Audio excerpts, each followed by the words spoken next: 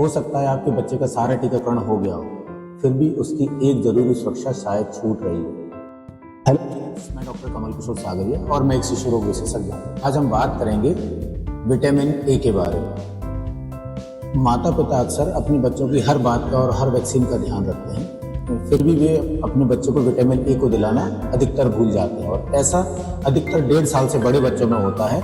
Vitamin A actually जब हमको हमारे बच्चों को टीके लग रहे होते हैं तो उस समय वो टीके इंजेक्टेबल जो टीके रहते हैं उनके साथ जो डोज हमारे विटामिन ए के जाते हैं वही डोज हमारे बच्चे को मिल पा रहे हैं आज की दृष्टि में देखें तो।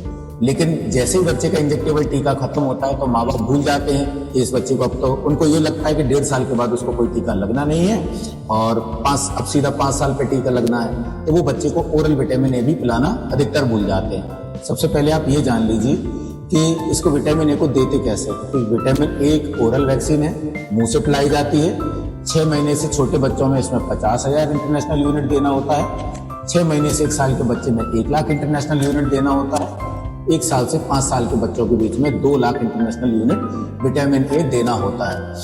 तो इसको देना कब कब होता है ये भी मैं बता देता हूँ दोस्तों आपको कि इसको देने का जो शेड्यूल है, तो जैसा कि हमने देखा हुआ है बच्चों का टीकाकरण कार्ड सभी ने देखा होगा। 2 प्रकार के कार्ड होते हैं, एक तो यूनिवर्सल इम्यूनाइजेशन प्रोग्राम होता है उसमें, और दूसरा इंडियन अकेडमी ऑफ पीडियाट्रिक का जो नेशनल वाइड इंडिया में फॉलो होता है।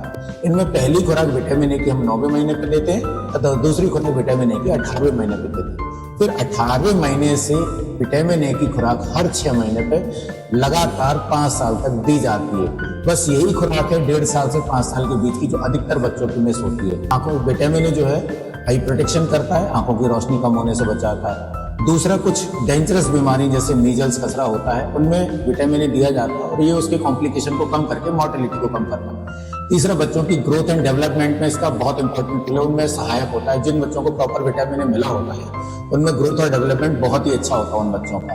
ये छोटे बच्चों की रोग प्रतिरोधक क्षमता बढ़ाने में मदद करता है। तो जैसा कि अपन ने पहले बात की है कि ये विटामिन इंपॉर्टेंट होने के साथ में आज की डेट में सबसे ज्यादा नेग्लेक्टेड विटामिन है। अधिकतर लोग, हेल्थ वर्कर, डॉक्टर भूल जाते हैं इसके बारे में।